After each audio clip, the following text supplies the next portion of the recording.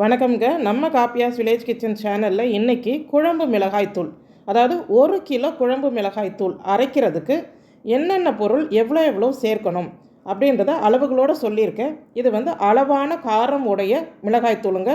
ரொம்ப காரம் இருக்கும், இல்லை காரமே இருக்காது, அப்படியெல்லாம் கிடையாதுங்க. சாதாரணமாக நம்ம வீட்டில் ஒரு குழம்பு செய்கிறதுக்கு என்ன காரம் தேவையோ அந்த அளவில் தான் இருக்கும். இது நம்ம வீட்டு ஸ்டைலில் நான் இப்போ அரைச்சிருக்கிறேன். இதில் ஏதாவது பொருள்கள் நீங்கள் சேர்ப்பீங்க சேர்க்க மாட்டீங்க அப்படி ஒரு சாய்ஸ் இருந்ததுன்னா நீங்கள் அதை ஸ்கிப் பண்ணிவிட்டு உங்கள் ஸ்டைலில் நீங்கள் அரைச்சிக்கோங்க. ஹலோ வீவர்ஸ், வெல்கம் டு காப்பியாஸ் வில்லேஜ் கிச்சன். இப்போ என்னென்ன பொருள் எவ்வளோ எவ்வளோ எடுக்கணும்னு அளவுகளோடு காமிச்சிடுறேன். அதே போல் நீங்கள் சேர்த்துக்கோங்க. முதல்ல தனியா, வரமல்லி.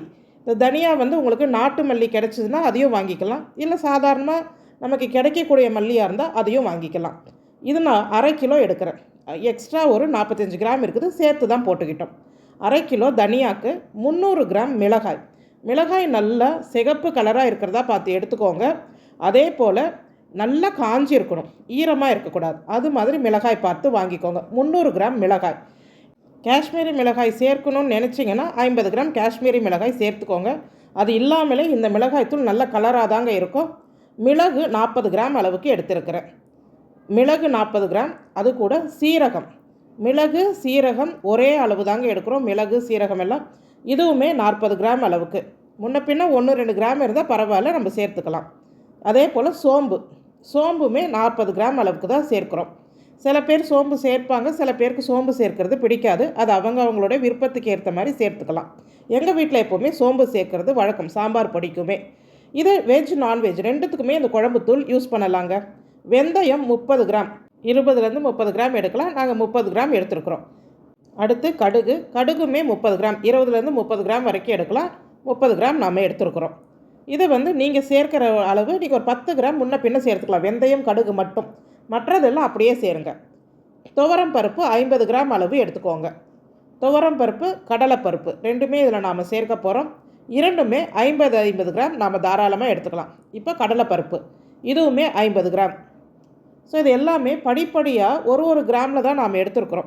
நிறையா மிளகாத்தூள் அரைக்கிறதுனா எல்லாமே சரியாக ஒரு அளவுக்கு எடுக்கலாம். ஆனால் குறைவாக அரைக்கும் போது எதை கொஞ்சம் கூட்டி சேர்க்கணும் குறைச்சி சேர்க்கணுன்றது இருக்குதுங்க. அதுக்கேற்ற மாதிரி சேர்த்தா தான் நல்லா இருக்கும். மஞ்சள் 50 கிராம், விரலி மஞ்சள் 50 கிராம். இப்போ இது எல்லாமே நாம் மிதமான சூட்டில் வச்சு வறுத்து தான் ஆகணும். எதை முன்ன பின்ன வறுக்கலான்னு பார்த்துக்கலாம். இது கூட கருவேப்பிள்ளை கொஞ்சம், ஒரு கைப்பிடி அளவுக்கு கருவேப்பிள்ளை. நல்லா நீங்கள் காய வச்சு எடுத்தீங்கன்னா சும்மா லைட்டாக சூடு பண்ணால் போதுங்க.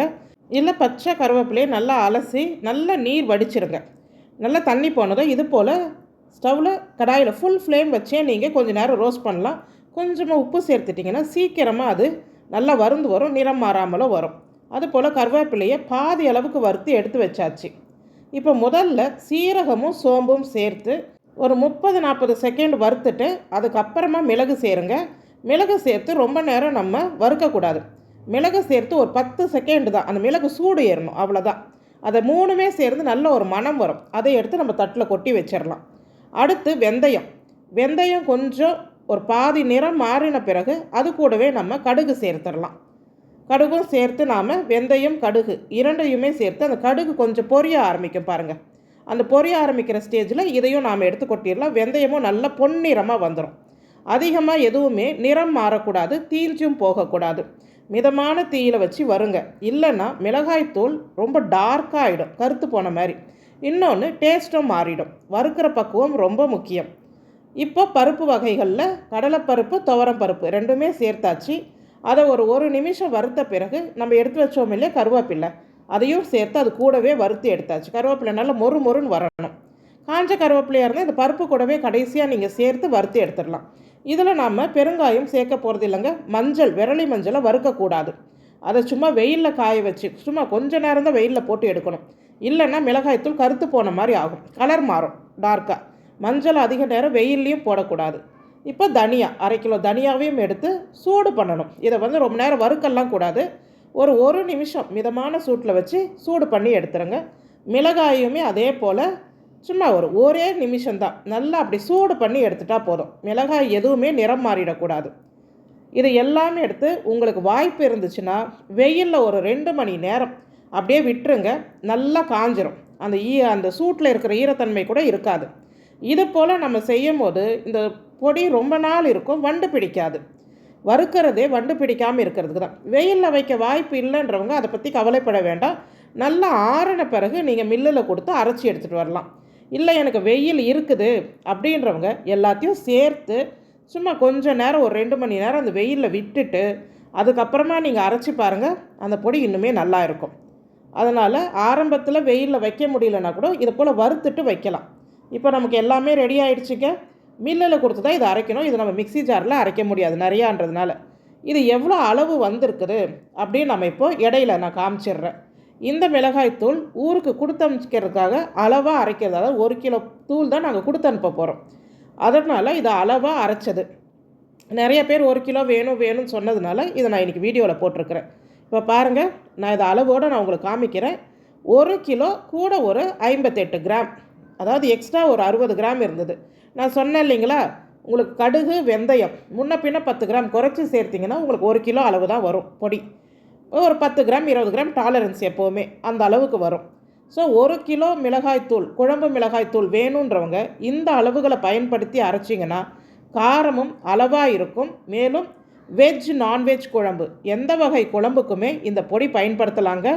எந்த ஒரு வித்தியாசமும் இருக்காது. இதில் நம்ம பெருங்காயமெல்லாம் சேர்க்காமல் அரைக்கிறதோடைய காரணமே அதுதான். ஸோ குழம்பு மிளகாய்த்தூள் வேணும், எனக்கு 1 கிலோ அளவுக்கு வேணுன்றவங்க இந்த அளவுகளை பயன்படுத்தி தாராளமாக அரைச்சி பார்க்கலாம்.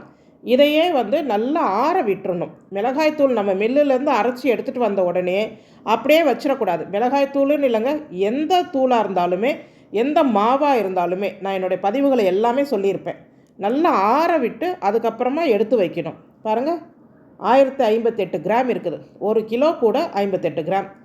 மேலும் நம்ம காப்பியாஸ் வில்லேஜ் கிச்சன் சேனல்லேருந்து நம்ம சேனலில் போடுற நிறைய ரெசிபீஸ், அதாவது இட்லி பொடியாக இருக்கட்டும், மூலிகை சார்ந்த இட்லி பொடி, சாதப்பொடி, அதே போல் மூட்டு வலிக்கான எண்ணெய், மேலும் இந்த சர்க்கரை இருப்பவர்களுக்கான தனித்துவமான சில பொருள்கள் வீடியோ பார்த்து செய்ய முடியாதவங்க, அதேமாரி சீனியர் சிட்டிசன்ஸ் வேணுன்றவங்க இதில் கொடுத்துருக்குற வாட்ஸ்அப் எண்ணுக்கு கால் பண்ணாதீங்க, மெசேஜ் மட்டும் பண்ணி நீங்கள் டீட்டெயில்ஸ் கேட்டுக்கலாம். கால் பண்ணணும்னு நினச்சிங்கன்னா வாட்ஸ்அப் கால் மட்டுமே பண்ணுங்கள். பாருங்கள், இதில் பிரண்டை நெல்லிக்காய் இட்லி பொடி, சுண்டைக்காய் முருங்கைக்கீரை இட்லி பொடி, முருங்கைக்கீரை சாதப்பொடி, முருங்கைக்கீரை முடக்கத்தான், ஆவாரம் பூ தனித்தனியாக சூப் மிக்ஸு, காலில் தடவக்கூடிய மூட்டு வலி நரம்பு வலிக்கு பிரண்டை முடக்கத்தான் எண்ணெய், மேலும் மூலிகை இட்லி பொடி. இப்போ நான் ரீசெண்டாக போட்ட மாங்காய் ஊறுகாய் இதையுமே ஆர்டர் கேட்டிருக்கிறாங்கங்க. அதையும் நான் ஆர்டருக்கு தான் கொடுத்துக்கிட்டு இருக்கிறேன். அதே போல் முருங்கைக்கீரை லட்டு, இது போல் நிறைய வகைகள் பாருங்கள். நார்த்தங்காய் ஊறுகாய் எல்லாம் இனி 1 மாதம் கழித்து கிடைக்க வாய்ப்பு இருக்குது. வேணுன்றவங்க இதில் இருக்கிற வாட்ஸ்அப் எண்ணுக்கு தொடர்பு கொள்ளுங்கள். மிளகாய்த்தூள் வீடியோ பிடிச்சிருந்தால் லைக் பண்ணுங்கள். நன்றி.